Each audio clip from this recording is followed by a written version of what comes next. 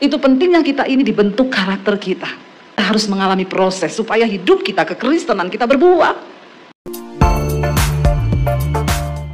Saudara, saya percaya yang Tuhan inginkan dari hidup kita ini menjadi orang Kristen, orang percaya, bukan hanya sekedar menjadi Kristen. Ya, karena kalau hanya KTP saudara yang Kristen, nanti waktu pengangkatan tiba, dompetnya terbuka, KTP-nya terangkat, dan orangnya tertinggal. Karena yang Kristen hanya, nah itu namanya Kristen KTP. Tetapi Tuhan mau kita ini semua di dalam Tuhan berakar, bertumbuh, berbuah. Ya, jangan hanya menjadi Kristen yang cuma bikin panas kursi gereja. Tapi jadilah orang Kristen yang berakar, bertumbuh, berbuah. Artinya hidup kita ini berdampak bagi orang lain. Saya pengen kita buka bersama Kolose pasal yang kedua. Kolose 2 ayat yang ke-6 ya. Kolose 2 ayat yang ke-6 mulai, firman Tuhan berkata begini, kita baca bersama. Ya, semua baca dengan suara yang keras ya, karena saya tahu banyak yang jarang baca Alkitab di rumah. Jadi kita baca Alkitab ya. 1, 2, 3. Kamu telah menerima Kristus Yesus Tuhan kita, karena itu hendaklah hidupmu tetap di dalam Dia. 7. Hendaklah kamu berakar di dalam Dia dan dibangun di atas Dia. Hendaklah kamu bertambah teguh dalam iman yang telah diajarkan kepadamu, dan hendaklah hatimu melimpah dengan syukur. Nomor 1 dikatakan di sana, karena kamu telah menerima Kristus Yesus Tuhan kita, karena itu hendaklah hidupmu tetap di dalam Dia. Siapa di sini yang sudah menerima Yesus sebagai Tuhan dan Juru Selamat? Pasti semua. Kalau belum pulang saja. Ya, semua sudah menerima Yesus sebagai Tuhan dan Juru Selamat. Ayat ini berkata, karena kita sudah menerima Kristus Yesus ya Tuhan kita, hendaklah hidupmu tetap di dalam Dia. Mari kita tanamkan di hati kita, apapun yang terjadi di hidup ini, sekali Yesus tetap. Amin. Jangan pernah beralih, entah karena apapun, karena sekarang banyak pengajaran juga yang aneh-aneh. Ya, saya berdoa supaya saudara tetap di dalam Kristus dan tetap di dalam kebenaran firman Tuhan.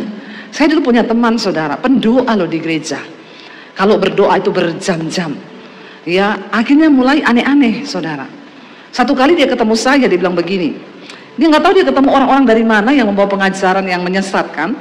Satu kali dia ketemu saya, dia bilang begini, Deb, sekarang ada ajaran yang baru loh. Saya sekarang ini kalau berdoa sudah tidak pakai nama Yesus. Oh iya, kenapa? Karena sekarang saya kalau berdoa langsung kepada Bapa, tidak lewat Yesus. Saya bilang, kamu ada jalan pintas ya? Ya, Alkitab berkata tidak ada satu orang pun sampai kepada Bapa kalau tidak lewat. Lah dia bilang dia langsung sama Bapa, tidak lewat perantara. Kenapa kita harus lewat Kristus untuk datang kepada Bapa?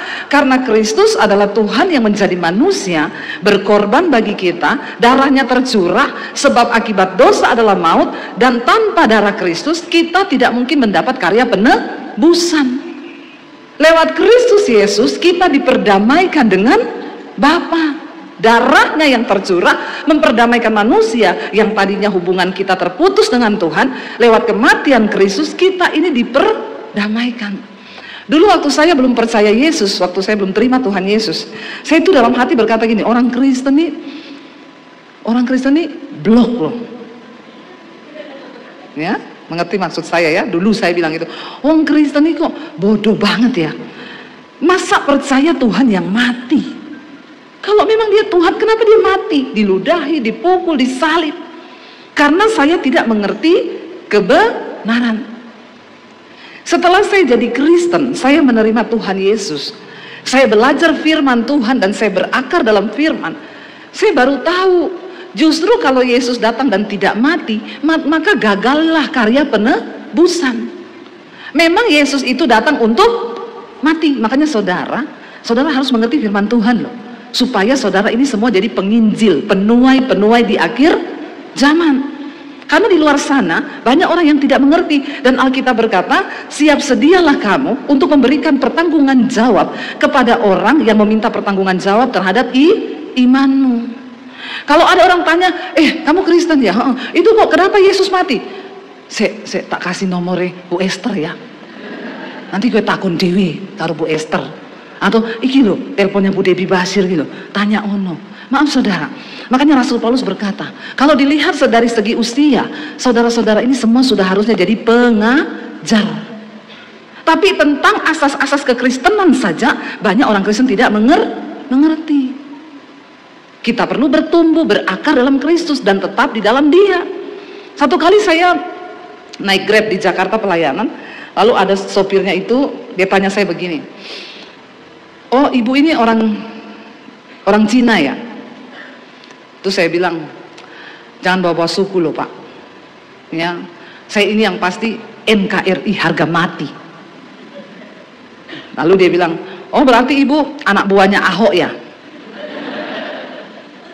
Ya, saya bilang, ya enggak, saya ini yang pasti anak Tuhan. Saya bilang, bukan Pak, saya ini dari Sulawesi. Dia lihat aplikasi saya, ini ibu namanya Debbie Basir. Ya, oh berarti ibu agamanya Muslim ya? Saya bilang, dulu. Dia kaget saudara. Loh kok bisa dulu? Iya, sekarang saya jadi pendeta. Loh kok bisa loh? Ya bisa toh Pak, apa yang tidak bisa di dunia ini? Nah, berarti ibu harus menjelaskan pertanyaan saya. Orang Kristen itu loh, kok yo percaya Yesus itu Tuhan jadi manusia? Mana bisa Tuhan jadi manusia? Mati lagi. Lalu saya tanya, Pak, Bapak percaya kalau Tuhan itu maha kuasa? Percaya Bu. Bapak percaya Tuhan bisa jadi semut? Percaya. Tuhan bisa jadi apa saja? Percaya. Karena Dia maha kuasa. Pertanyaan saya, Bapak percaya nggak Tuhan bisa jadi manusia? Terus dia bilang, ya percaya. Nah itu Bapak percaya. Lalu saya jelaskan, kenapa Pak Tuhan harus menjadi manusia? Upah dosa adalah maut. Bapak juga belajar tentang dosa keturunan dari Adam dan Hawa. Manusia jatuh ke dalam dosa sehingga kehilangan kemuliaan Allah. Manusia terpisah dari Tuhan. Satu keadaan yang sangat mematikan, yang sangat memprihatinkan dari seorang manusia adalah ketika hubungannya dengan Tuhan itu terputus. Bapak tahu, dosa memutuskan hubungan kita dengan Allah. Kenapa? Allah itu kudus. Kita berdosa, kita nggak bisa menghampiri Dia. Lalu Allah beberapa kali berusaha untuk mendamaikan dirinya. Dia kirim nabi-nabi untuk berbicara agar manusia bertobat. Tidak ada yang bertobat. Nabi dibunuh, nabi dianiaya, manusia tidak mau menerima kebenaran. Karena memang upah dosa itu maut. Akhirnya dengan usaha manusia untuk mendamaikan dirinya dengan Allah itu sudah tidak bisa. Apapun Pak, kita melakukan, Alkitab berkata, kebenaran manusia itu seperti kain kotor di hadapan Tuhan. Tidak ada seorang pun bisa membenarkan dirinya. Lalu Tuhan berinisiatif untuk mendamaikan dirinya dengan manusia. Dia turun ke dalam dunia. Makanya dikatakan Isa Al-Masih ialah kalimatullah, firman Allah yang menjelma menjadi manusia. Dia turun ke dunia, Dia Allah yang menjelma jadi manusia. Untuk apa? Mati. Dulu manusia berusaha memperdamaikan dirinya dengan Tuhan lewat apa? Kurban. Sembeli lembu, sapi, kambing, domba. Kalau bikin dosa, curahkan darah. Sampai akhirnya Allah melihat tidak ada lagi korban darah yang bisa membasuh dosa manusia. Dan saudara bisa bayangkan, kalau sampai hari ini perjanjian lama masih berlaku, Yesus tidak datang. Apakah cukup kambing, domba, sapi di paraan ini untuk tebus dosa kita? Maka tiap hari saudara antri di pasar untuk tunggu kambing domba. Tidak ada, kenapa? Banyak sekali dosa orang-orang di paraan ini. Habis semua kambing domba. Karena kita kebanyakan dosa. Maka tidak cukup. Sedangkan sekarang saja kita tidak menyembelih kambing domba saja, harga daging naik terus. Ya, kita aja dagingnya naik terus juga toh. Timbangannya. Jadi saudara, bayangkan, saya bilang sama Bapak itu, Allah melihat tidak ada lagi korban darah hewan apapun yang bisa mencuci darah manusia. Sudah terlalu bejat, terlalu kotor. Tuhan bilang tidak ada lagi satu pun yang benar. Semua telah kehilangan kemuliaan Allah. Yang di pikirannya dosa, di perkataannya dosa, di perbuatannya dosa, tidak bisa diganti dengan darah apapun. Lalu Tuhan berinisiatif untuk turun ke dalam dunia. menyerahkan dirinya sebagai satu-satunya darah tebusan yang akan menghapus dosa manusia. Makanya Yesus dikatakan anak domba Allah. Amin. Ketika Yesus mati di kayu salib, tabir bait Allah itu terbelah menjadi dua. Artinya apa? Tidak ada lagi pemisah antara kita dengan Tuhan. Katakan. Makanya kalau mau doa, doa sendiri, datang sendiri sama Tuhan. Tidak usah titip doa sama ibu gembala. Amin. Jemaat ini apa-apa sedikit titip doa. Ibu gembala doakan kenapa? Sakit perut. Ibu gembala doakan kenapa? Kurap. Apa-apa suruh doa gembala. Yesus menunggu kau datang sendiri. Tidak adalah tabir, tidak ada lagi tabir pemisah antara kita dengan Tuhan. Tabir itu sudah dipecahkan oleh Kristus lewat darahnya. Kita bisa datang kapan saja, di mana saja engkau punya hubungan dengan Tuhan, terbuka untuk datang. Karena itu orang yang menerima Kristus, dia diperdamaikan dengan Tuhan. Dan satu-satunya kebahagiaan bagi manusia adalah ketika engkau diperdamaikan dengan Tuhan. Kalau engkau diperdamaikan dengan Tuhan, hidupmu penuh damai, sejahtera, sukacita, dan kebahagiaan. Kalau ada jemaat di Paraan yang masih marah-marah tiap hari, berarti kau belum berdamai dengan Tuhan. Ada di sini ibu-ibu yang tiap hari di rumah marah-marah, nasuai kerjaannya, nasuai. Tiap hari nasuai. Tidak ada toh? Semuanya sudah bertobat toh? Amin. Ya, tiap hari kok kira mupang aku. Ini belum diperdamaikan ini. Ya, berarti masih manusia lama ini. Waktu kita diperdamaikan dengan Tuhan, saya ini dulu hidup dalam dosa ketika saya tidak mengerti kebenaran, saya nggak ngerti Tuhan, saya punya agama, tapi saya nggak mengenal Tuhan. Ini kipas angin kenain saya tolong, nggak kena sama saya nih, panas. Paraan ini panas ya. Soalnya saya takut kalau tambah panas khotbahnya nanti marah-marah ini. Emosi nanti. Nah, kipas anginnya ya bisa diarahkan ke sini. Nah, ya oke, terima kasih ya, upahmu besar di sorga. Dan di bumi juga ya, kalau cuma di sorga kelamaan keles. Di bumi juga. Saudara, dulu ketika saya belum menerima Tuhan Yesus, saya ini hidup di dalam dosa, saya melakukan dosa, dan saya pikir apa yang saya mau saya kerjakan itu akan membahagiakan hidup saya. Tapi ternyata dosa itu membawa sesuatu yang tidak berkenan pada Allah, hidup saya hancur, rusak, sehingga pada akhirnya saya pengen mati, bunuh diri. Apa yang menghancurkan dosa hidup manusia itu dosa. Tapi ketika saya diperdamaikan dengan Tuhan, ini kipas angin kenapa lari-lari ya? Lari-lari dia ya. Saudara, ketika kita diperdamaikan, ya, terima kasih. Memang ini sekarang cuaca panas sekali saudara. Kenapa? Neraka mulai terbuka. Karena kiamat sudah dekat. Maka bertobatlah ya. Lalu saudara, saya pengen mati, bunuh diri, iblis tuduh saya udah hancur hidupmu, mati saja. Saya pikir iya, dosa itu sekaya apapun orang, kalau hidup dalam dosa tidak bahagia. Biar punya duit banyak, tapi walaupun kita hidupnya pas-pasan, kalau kita hidup dalam damai bersama dengan Tuhan, kita dimerdekakan dari dosa. Biar tiap hari makan nasi kucing, bandeng, tempe goreng, itu ada damai sejahtera di hati. Amin.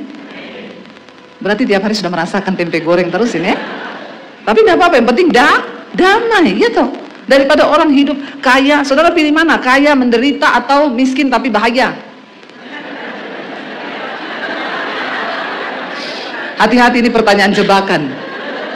Saudara pilih mana? Itu tidak ada dalam daftar pilihan.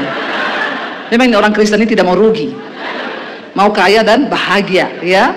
Tapi nggak apa-apa kalau Tuhan izinkan menderita. Yang penting kita hidup dalam kekudusan, bebas dari dosa, itu kita bahagia loh. Tapi orang kalau hidup dalam dosa, cekot-cekot, bangun pagi udah mumet, sakit kepala, puyeng. Kenapa? Kau kebanyakan dosa. Loh, saya ini tidak bersinah loh Bu, saya ini tidak selingkuh, tapi kau kepahitan.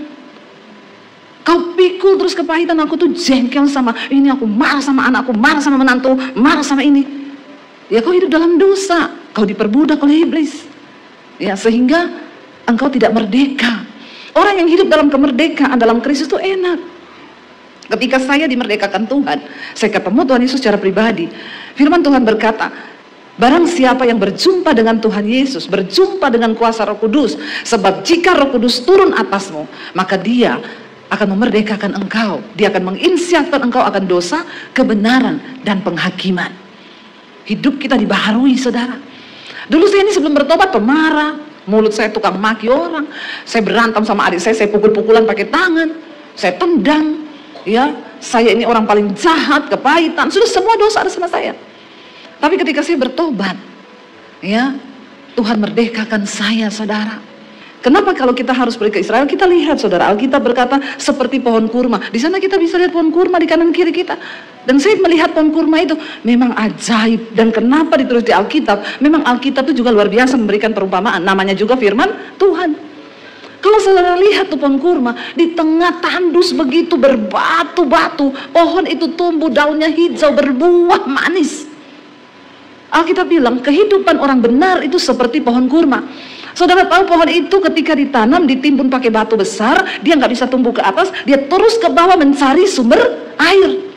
Waktu dia dapat sumber air itu nggak 1-2 bulan, bertahun-tahun dia ke bawah dulu mencari sumber air. Tuhan itu sebenarnya maunya orang Kristen begitu. Jangan buru-buru naik mimbar, jangan buru-buru pelayanan kalau kau belum berakar ke dalam. Makanya banyak orang Kristen itu jadi batu sandungan.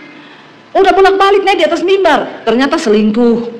Naik di atas mimbar, ternyata homo. Naik di atas mimbar, ternyata pelakor, ani-ani, simpenannya om-om. Ya, naik di atas mimbar, ternyata pisah ranjang, sama suaminya di rumah berantem, sama istrinya berantem, nggak bicara, nggak omongan 3 hari 3 malam. Tapi naik di mimbar, kenapa begini terjadi? Karena banyak orang Kristen cepat-cepat mau tumbuh ke atas, tapi nggak mau bertumbuh ke dalam. Ke dalam ini berakar, bicara tentang pembentukan karakter. Pembentukan karakter itu tidak gampang. Pohon kurma itu mencari sumber air ke dalam itu bertahun-tahun. Ketika akarnya menemukan sumber air, dia punya energi, kekuatan. Waktu tunasnya tumbuh ke atas, dia geser batu besar itu. Saudara tahu kenapa Tuhan mengibaratkan kehidupan orang Kristen itu seperti pohon kurma. Pohon kurma itu, saudara, kalau saudara ke Israel, amin dulu aja. Ya, nanti saya berangkat Oktober lagi bulan depan. Saudara, pohon kurma itu, kalau kita pergi ke Israel, saya selalu bilang sama peserta, kamu ambil kurma di hotel, kalau sarapan pagi, bawa beberapa kurma, bungkus aja di plastik atau di tisu. Nanti, kita nih banyak jalan kan, pergi ke sana ke sini jalan, itu nanti kamu capek, nggak biasa di Indonesia ini, nggak biasa jalan-jalan jauh, di sana panas. Nanti kalau kamu udah pusing, lemes, saya lakukan itu, makan kurma, satu aja langsung, siap jalan lagi. Ya, karena kurma itu sumber energi, buahnya itu manis dan itu bukan gula. Ya, dia mendatangkan kekuatan. Kalau gula itu energi yang menipu. Saudara jangan banyak-banyak minum gula. Ya, itu racun. Tapi ambil gula yang dari buah, sumbernya itu masih glukosa. Kalau udah gula putih itu sudah berubah jadi sukrosa, racun. Rusak ginjal, rusak paru-paru, rusak semua. Itu kurma kalau kita makan udah mulai pusing. Aduh, keringat kan banyak nih, jalan sana, jalan sini belum makan lagi. Makan kurma satu, langsung tok jer, mata kebuka, langsung semangat lagi. Ini naik Gunung Sinai turun juga masih bisa ini. Ya, turun naik Gunung Pencobaan juga bisa ini. Ya, itu buah kurma. Bukan cuma itu, saudara. Saudara tahu kurma itu kalau di padang gurun datang yang namanya badai angin, itu pohon kurma bisa begini loh. Tapi dia berdiri lagi karena akarnya kuat. Orang Kristen waktu akarmu kuat, mau datang badai angin puting beliung, kau tidak akan pernah jatuh tergeletak. Sebab apa? Akarmu kuat di dalam firman Tuhan, makanya berakar di dalam dia. Amin.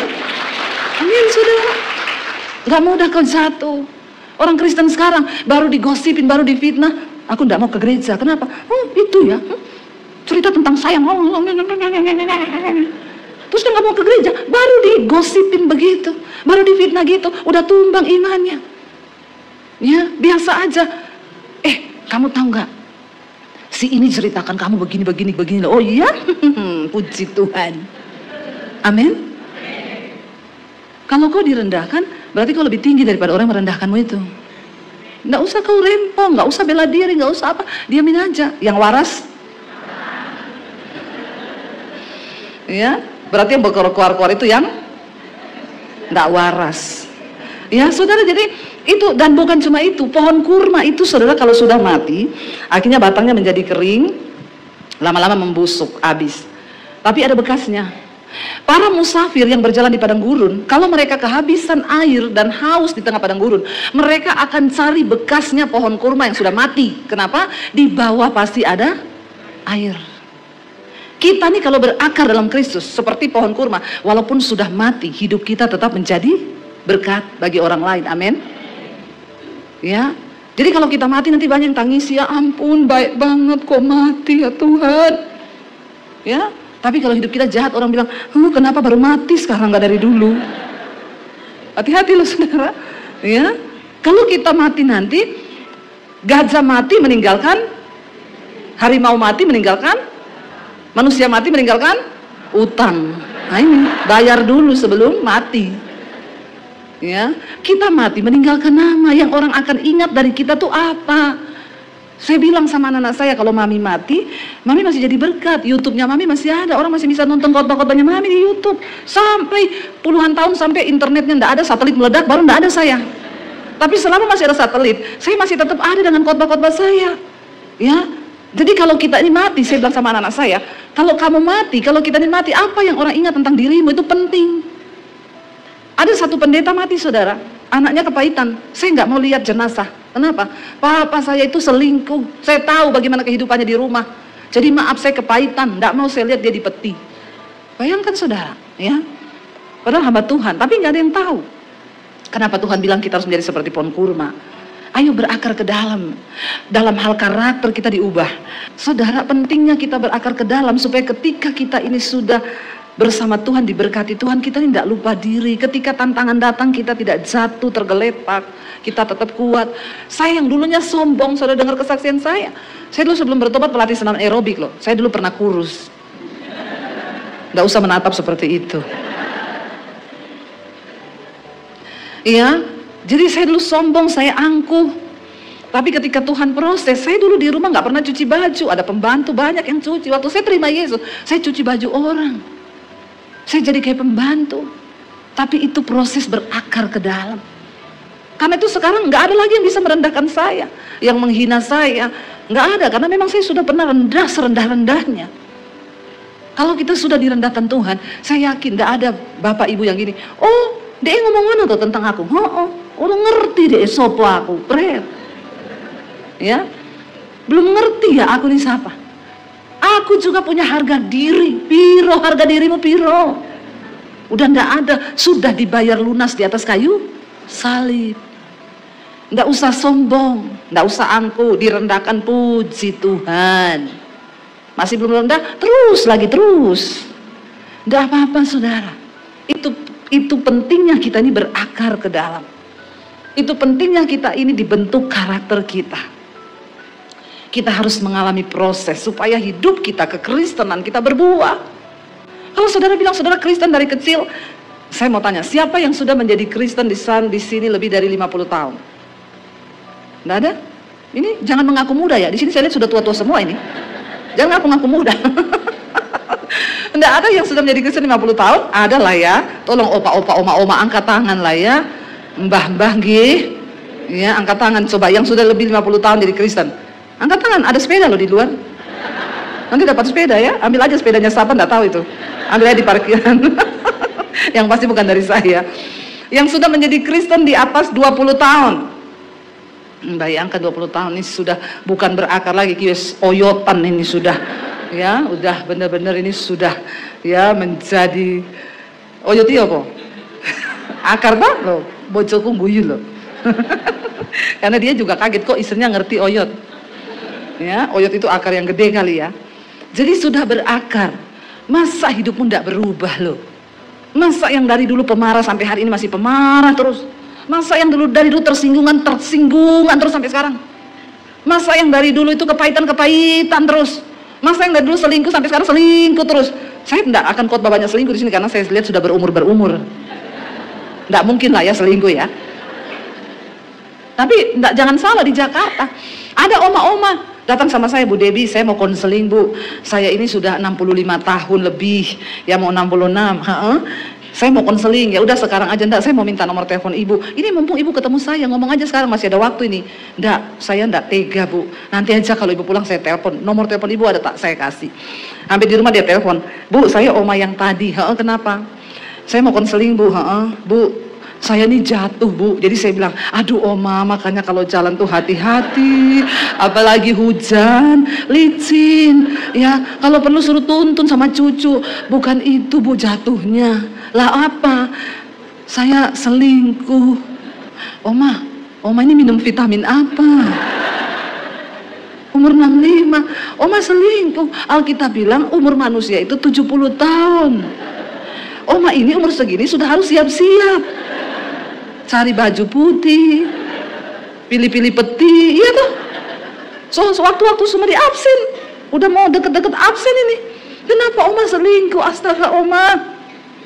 Jadi begini Bu Pendeta, saya itu tiap hari kerjaan saya jaga cucu di rumah anak. Terus satu saat cucu saya bilang, Oma bisa Facebookan nggak? Ayo, siapa oma-oma yang Facebookan di sini? Tolong angkat tangan. Coba oma-oma angkat tangan. Sekarang banyak bukan kenakalan remaja, kenakalan lansia. Iya, banyak lansia lah, nakal-nakal sekarang ini. Ya, kenakalan lansia akeh. Ya, yang pertama ada lansia selingkuh, nakal-nakal nih di sosial media. Yang kedua lansia kenakalan apa? Pesen Shopee COD. Ini banyak ini. Oma-oma kerjaannya di Shopee, bagian apa? Check out. Jangan ya nak ya, jangan. Jangan ya nak.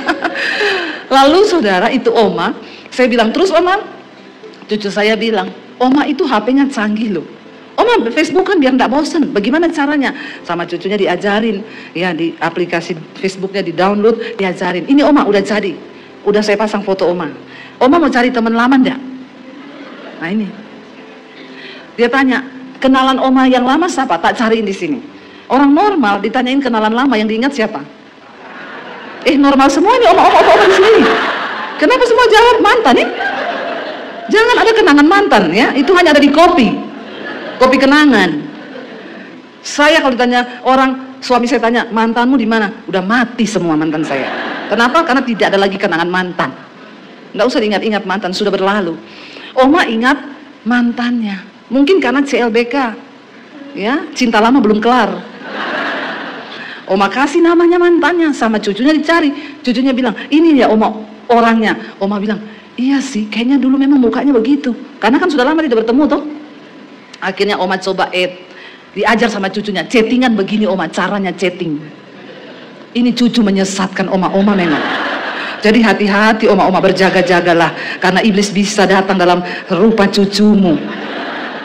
Dan akhirnya Oma bisa terhubung dengan mantan. Orang lain terhubung dengan Tuhan. Ya, kalau nyanyi lagu terhubung denganmu itu sama Tuhan. Jangan terhubung dengan mantan. Akhirnya Oma mulai, ingat saya enggak? Opa balas, ingat dulu di bawah pohon. Nah, ini. Bahaya Opa ya. Akhirnya nyambung. Terus saya bilang begini Oma. Oma kan baru ketemu di Facebook. Oma kalau tidak kuat iman, enggak usah Facebookan. Oma blokir saja dia atau tutup Facebooknya. Oma enggak usah Facebookan kalau begitu. Ibu pendeta, masalahnya bukan itu. Kami sudah sering ketemu dan melakukan hubungan. Biasa aja ketahuan ya. Jadi saya tanya, emang Oma itu Opa tinggal di mana? Oma tinggal di Jakarta, Opa di Kalimantan. Terus bagaimana ketemunya? Opa datang ke Jakarta. Terus ketemu di mana? Di hotel Bu Pendeta. Saya bilang, kenapa bisa ketemuan di hotel Oma? Kami ini tadinya tidak kepikiran apa-apa Ibu Pendeta. Tapi waktu kami ketemu di hotel, terjadilah hal-hal yang diinginkan. Jangan bilang tidak diinginkan. Kalau tidak diinginkan tidak terjadi. Itu pasti karena Oma menginginkan. Oma, ketemu itu di restoran. Kenapa ketemu di hotel? Di hotel cuma ada kasur dan bantal. Oma mau ngapain? Lalu saya bilang, Oma ingat umur, Oma ikhtifar, Oma. Aduh saudara, mengerikan loh. Makanya sekarang ini jangan bilang orang tua-tua tidak perlu dikotbahi tentang perselingkuhan. Banyak orang tua-tua ini, ya, tua-tua keladi. Makin tua makin, nah, tahu ya, pengalaman pribadi ya. Jangan ya nak ya. Mengerikan saudara. Yang namanya dosa itu ya, sekarang ini bekerja dari semua sisi. Makanya kita ini harus melekat kepada Kristus. Dikatakan, hendaklah kamu berakar di dalam Dia dan dibangun. Apa arti kata dibangun? Bertumbuh ya. Kita harus bertumbuh di atas Dia, dan hendaklah kamu bertambah teguh dalam iman yang telah diajarkan kepadamu, dan hendaklah hatimu melimpah dengan syukur. Tanda orang itu sudah sungguh-sungguh menerima Kristus adalah waktu hidupmu itu terjadi perubahan. Ya, berubah saudara. Ya, waktu kita bertobat dan kenal Yesus, berakar, bertumbuh, ya, firman Tuhan berkata Roma pasal yang ke-12, janganlah engkau menjadi serupa dengan dunia ini, tapi berubahlah oleh pembaharuan budimu, supaya kamu dapat membedakan manakah kehendak Allah, apa yang baik, yang berkenan kepada Allah, dan yang sempurna. Karena itu persembahkanlah tubuhmu sebagai persembahan yang hidup, yang kudus, yang berkenan kepada Allah. Itu ibadahmu yang sejati. Mempersembahkan tubuh ini loh, sebagai persembahan yang hidup, yang kudus, yang hidup bukan yang mati. Yang hidup, yang kudus, yang berkenan kepada Allah, itu ibadah kita yang sejati. Berubahlah oleh pembaharuan budi. Ya, jangan hidup begitu-begitu terus. Ya, lalu kita bilang, ya Yesus itu, aku sama seperti Yesus. Yesus tidak berubah, aku pun tidak berubah. Yesus memang tidak berubah, tapi kau harus berubah. Amin. Ya, jangan ikuti, jangan bilang saya tidak mau berubah, saya harus berubah. Suami harus berubah. Amin, bapak-bapak. Ya, jangan egois terus. Ya, aku ki wong lanang loh. Ki bapak-bapak itu biasanya begitu. Ya, tapi kita harus berubah. Ternyata firman Tuhan itu berguna untuk membentuk hidup kita. Jadi ibu-ibu besok, ya kalau kau sudah habis bersih-bersih rumah, ya suamimu mengotori untuk Tuhan. Amin. Tidak usah terlalu emosi sama suami. Tapi suami saya selingkuh, Bu. Serahkan dia sama Tuhan. Makanya jangan terlalu mencintai suami lebih daripada Tuhan. Artinya apa? Ada orang waktu suaminya selingkuh, dia mau bunuh diri. Karena cintanya habis untuk suaminya. Saya bilang, ibu kau bodoh. Kenapa kau mau bunuh diri? Karena suamimu selingkuh. Ibu jangan terlalu mencintai suami lebih dari Tuhan. Cintai Tuhan di atas segala-galanya. Karena suami itu cuma dua. Kalau nggak diambil Tuhan, diambil pelakor. Jadi bapak-bapak hati-hati. Ya, kalau kau diambil pelakor, istrimu berdoa, Tuhan daripada diambil pelakor, mending kau yang ambil Tuhan. Aku lebih rela Tuhan kalau suamiku kau yang ambil. Hati-hati bapak-bapak, hati-hati. Ya, bertobat. Amin. Ya, jadi saya berdoa. Mari kita semua mau dibentuk, lakukan segala sesuatu untuk Tuhan. Makanya dikatakan, mari saudara, waktu kita berakar, kita dibangun, kita bertumbuh, berbuah. Artinya berbuah apa? Hidup kita bisa dinikmati oleh orang lain. Ih, dia kok gitu ya, dulu pelit minta ampun, sekarang kok ya tukang memberi loh. Sekarang kok baik, dulu kalau ngomong itu marah-marah, sekarang kok begini ya. Kita jadi istri tiba-tiba berubah. Suami lihat, saya sudah banyak mendengar kesaksian ibu-ibu yang konseling, Bu, suami saya itu nggak mau berubah-berubah. Saya bilang, Bu, firman Tuhan berkata, istri tanpa perkataan menangkan suamimu. Kau dulu yang berubah, nggak usah tuntut suami berubah, kita tuntut diri kita untuk berubah.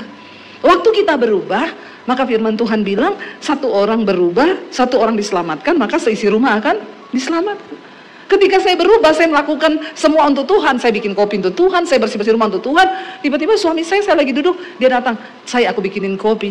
Tumben, nggak tahu enak atau tidak, tapi itu dengan cinta. Dia berubah. Akhirnya bantu cuci baju, bantu ngepel, bantu nyapu. Kita nggak perlu ngomong. Itu artinya kita mengalami perubahan, hidup kita ini berbuah.